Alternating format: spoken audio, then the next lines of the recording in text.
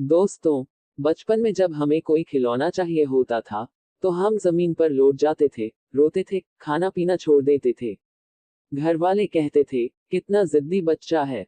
वक्त के साथ हम बड़े हो गए, समझदार हो गए और हमने वो जिद करना छोड़ दिया। हमें लगने लगा कि जो मिल रहा है, उसी में खुश रहना चाहिए। कॉम्प्रोमाइज करना हमारी आदत बन गई। लेकिन आज मैं आपसे एक सवाल पूछना चाहता हूँ। क्या जिद करना वाकई इतना बुरा है? क्या हो अगर मैं आपसे कहूँ कि दुनिया में जितने भी चमत्कार हुए हैं, जितने भी इतिहास रचे गए हैं, वो किसी समझदार इंसान ने नहीं, बल्कि किसी जिद्दी इंसान ने ही किए हैं। समझदार लोग तो सिर्फ इतिहास पढ़ते हैं, इतिहास रचते तो वो पागल हैं, जिनके दिमाग में एक जिद सवार हो जाती है। आज मैं आपको एक ऐसी ही कहानी सुनाने जा रहा हूँ। ये किसी राजा महाराजा या पैदाइशी अमीर इंसान की कहानी नहीं है। ये कहानी है एक ऐसे लड़के की, जिसे दुनिया ने हर कदम पर याद दिलाया कि उसकी कोई औकात नहीं है। ये कहानी है उस जिद की, जिसने किस्मत के लिखे हुए पन्नों को फाड़कर अपनी कहानी खुद लिखी। अगर आप अपनी जिंदगी में हार मान चुके हैं, या आपको लगता है कि आपके हालात आपके सपनों से बड़े हैं, तो इस वीडियो को आखिर तक जरूर देखना।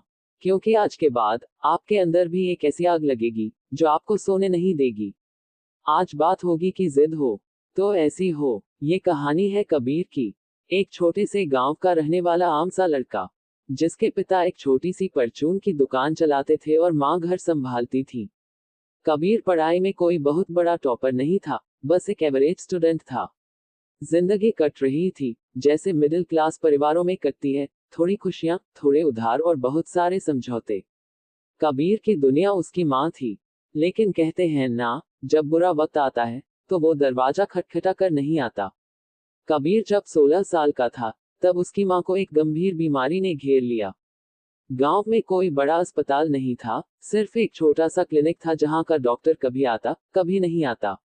एक रात, बारिश बहुत तेज हो रही थी। माँ की तबीयत अचानक बहुत बिगड़ गई। वो दर्द से तड़प रही थी। कबीर के पिता ने गांव के कुछ लोगों की मदद से एक पुरानी जीप का इंतजाम किया ताकि उन्हें शहर के बड़े अस्पताल ले जाया जा सके। शहर वहां से 40 किलोमीटर दूर था। रास्ते कच्चे थे, कीचड़ से भरे हुए। जब वो लोग शहर के उस बड़े, चमकते हुए प्राइवेट अस्पताल पहुंचे, तो कबीर को लगा कि अब उसकी माँ बच जाएगी। लेकिन असली सच्चाई तो अभी सामने आनी बाकी थी।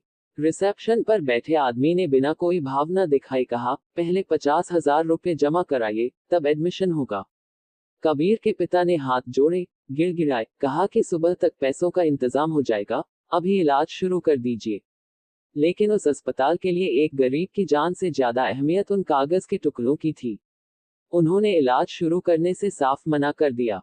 कबीर, जो उस वक्त सिर्फ एक बच्चा था, अपनी आंखों के सामने अपनी मां को तड़पते हुए देख रहा था। उसने एक डॉक्टर के पैर तक पकड़ लिए, लेकिन किसी का दिल नहीं पसीजा। और उसी अस्पताल के फर्श पर, बिना इलाज के, कबीर की मां ने उसके सामने दम तोड़ दिया। उस रात कबीर रोया नहीं। उसकी आंखों के आंसू जैसे सूख गए थे। जब वो अपनी मां के बेजान शरीर को लेकर वापस गांव लौट रहा था, तो बाहर बारिश हो रही थी, और अंदर कबीर के सीने में एक ज्वालामुखी फट रहा था। उस रात, उस 16 साल के लड़के के अंदर का मासूम बच्चा मर गया और जन्म हुआ एक भयानक जिद का। मां के जाने के बाद घर में एक अजीब सा सन्नाटा छा गया। रिश्तेदार आए, सांत्वना दी, और चले गए। सबने कहा, जो भगवान की मर्जी, उसे कौन टाल सकता है। लेकिन कबीर का दिमाग कुछ और ही कह रहा था। वो जानता था कि उसकी मां को भगवान ने नहीं, बल्कि उस सिस्टम ने मारा है, उस गरीबी ने मारा है, उस लाचारी ने मारा है। उसने अपनी मां की तस्वीर के सामने खड़े होकर एक कसम खाई। उसने खुद से कहा, मैं डॉक्टर बनूंगा। और सिर्फ डॉक्टर नहीं, एक ऐसा अस्पताल बनाऊंगा जहां कोई भी इंसान, चाहे वो कितना भी गरीब क्यों ना हो, पैसों की कमी की वजह से नहीं मरेगा। सुनने में ये बात कितनी फिल्मी लगती है ना। एक गरीब लड़का, जो पढ़ाई में एवरेज है, वो डॉक्टर बनने का सपना देख रहा है। वो भी भारत जैसे देश में जहां मेडिकल एंट्रेंस एग्जाम पास करना लोहे के चने चबाने जैसा है। जब कबीर ने ये बात अपने पिता और गांव वालों को बताई, तो सब हंसे। किसी ने कहा, बेटा, शौक और औकात में फर्क होता है। किसी ने ताना मारा, अरे, इसके खानदान में कोई आज तक कॉलेज नहीं गया, ये डॉक्टर बनेगा। लेकिन कबीर को किसी की आवाज नहीं सुनाई दे रही थी। उसके कानों में सिर्फ उस रात की बारिश की आवाज और अपनी माँ की चीखें गूंज रही थी। उसने शहर जाने का फैसला किया। पिता के पास जो थोड़ी बहुत जमा पूंजी थी, वो लेकर कबीर दिल्ली आ गया। दिल्ली सपनों का शहर, लेकिन गरीबों के लिए एक बहुत ही बेरहम शहर। कबीर ने एक छोटे से कमरे में किराए पर जगह ली। कमरा इतना छोटा कि अगर आप सीधे लेट जाएं, तो पैर दीवार से टकराते थे। वहां ना कूलर था, ना ढंग की हवा। गर्मी के दिनों में वो कमरा भट्टी बन जाता था, लेकिन कबीर को कोई फर्क नहीं पड़ता था। उसकी जिद उसे हर तकलीफ से सुन्न कर चुकी थी। मेडिकल की कोचिंग की फीस बहुत ज्यादा थी, जो कबीर दे नहीं सकता था। उसने पुरानी किताबें खरीदी। दिन में वो एक ढाबे पर बर्तन धोने और रोटियां सेकने का काम करता था, ताकि अपना खर्च निकाल सके, और रात को वो पढ़ता था। दोस्तों, मेहनत करना एक बात है, और पागलपन की हद तक मेहनत करना दूसरी बात।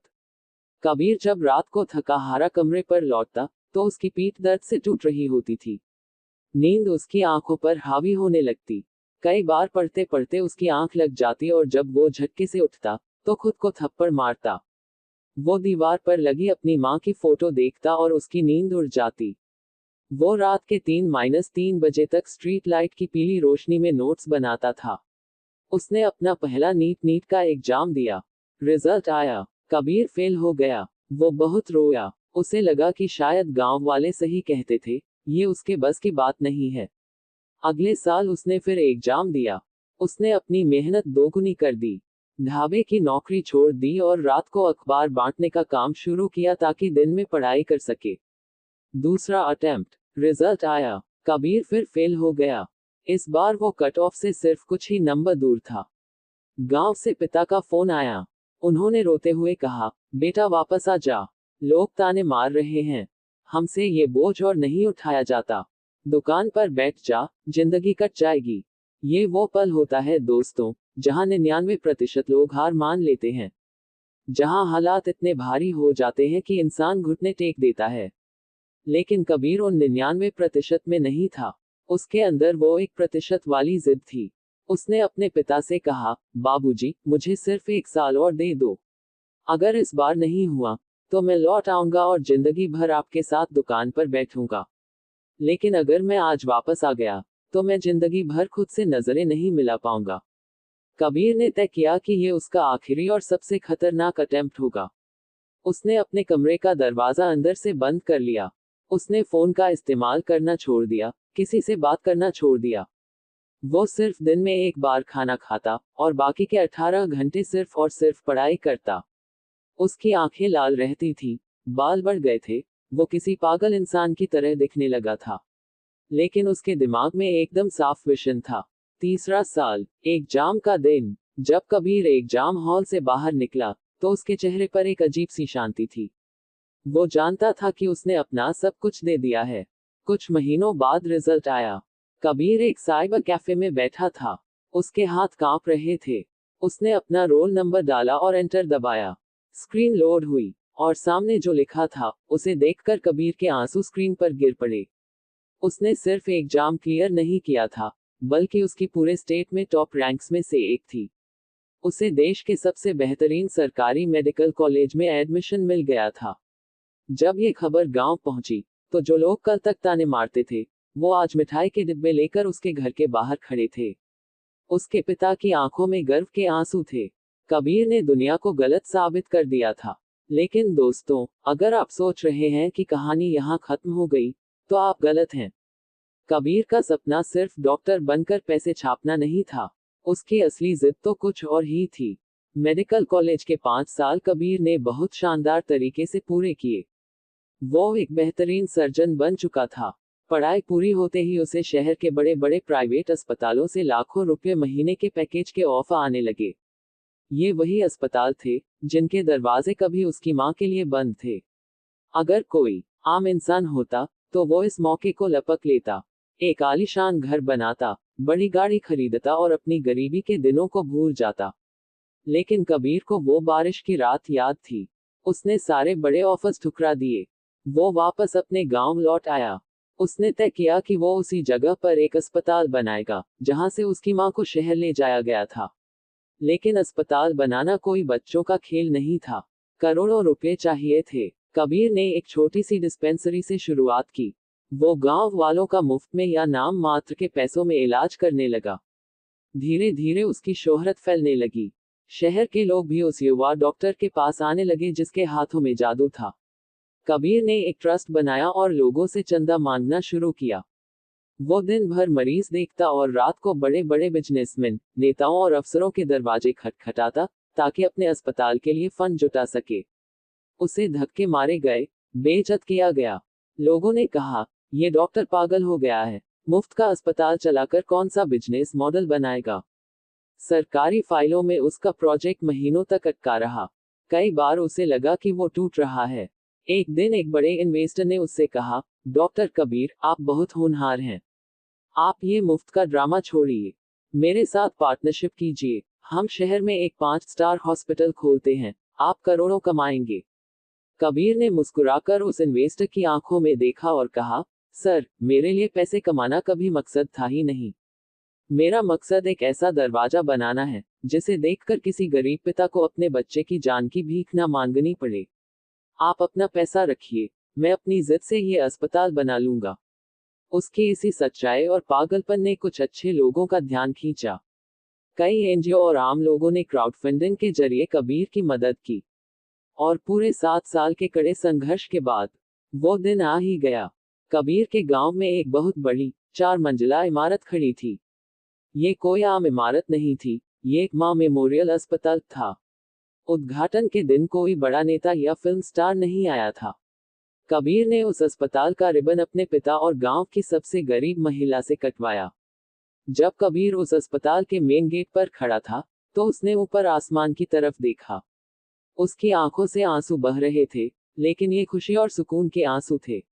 आज उस 16 साल के लड़के ने अपनी मां से किया हुआ वादा पूरा कर दिया था। उसने दुनिया को दिखा दिया था कि जब एक इंसान किसी चीज को बदलने की जिद पकड़ ले, तो पूरी कायनात को उसके सामने झुकना ही पड़ता है। आज उस अस्पताल में रोज सैकड़ों गरीबों का मुफ्त और बेहतरीन इलाज होता है। आज कबीर सिर्फ एक डॉक्टर नहीं, बल्कि हजारों लोगों के लिए भगवान बन चुका है। दोस्तों, कबीर की कहानी हमें क्या सिखाती है? ये सिखाती है कि टैलेंट, पैसा या बैकग्राउंड से ज्यादा अहमियत आपकी जिद की होती है। हम सब के अंदर एक कबीर छुपा है। हम सब के भी कुछ सपने हैं जिन्हें दुनिया नामुमकिन कहती है। हो सकता है आप किसी एग्जाम की तैयारी कर रहे हों और बार बार फेल हो रहे हों।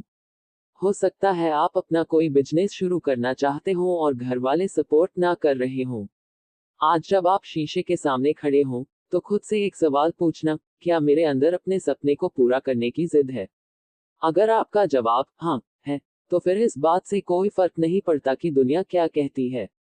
फर्क नहीं पड़ता कि आपकी जेब में कितने पैसे हैं। अगर जिद पक्की है, तो रास्ते खुद ब खुद बन जाते हैं। रोटी कम खा लेना, नींद कम ले लेना, कुछ सालों के लिए दुनिया से कट जाना, लेकिन अपने उस सपने को मत मरने देना जो तुम्हें रात को सोने नहीं देता। क्योंकि जिस दिन तुम्हारी जिद तुम्हारी हकीकत बनेगी ना, उस दिन उन सब लोगों की बोलती बंद हो जाएगी जो आज तुम पर हंस रहे हैं। अगर इस कहानी ने आपके अंदर एक आग लगाई है, आपके रोंगटे खड़े किए हैं, तो कमेंट सेक्शन में जाकर अभी लिखो, मैं अपनी जिद पूरी करूंगा। और हाँ, अगर आप चाहते हैं कि मैं ऐसी ही और रोंगटे खड़े कर देने वाली कहानियां आप तक लाता रहूं, तो इस चैनल को सब्सक्राइब जरूर कर लेना और इस वीडियो को अपने उस दोस्त के साथ शेयर करना जिसे आज इस मोटिवेशन की सबसे ज्यादा जरूरत है। मिलते हैं अगली वीडियो में, एक नई कहानी और एक नई जिद के साथ। तब तक के लिए हार मत मानना मेरे दोस्त, क्योंकि तुम्हारी असली उड़ान अभी बाकी है।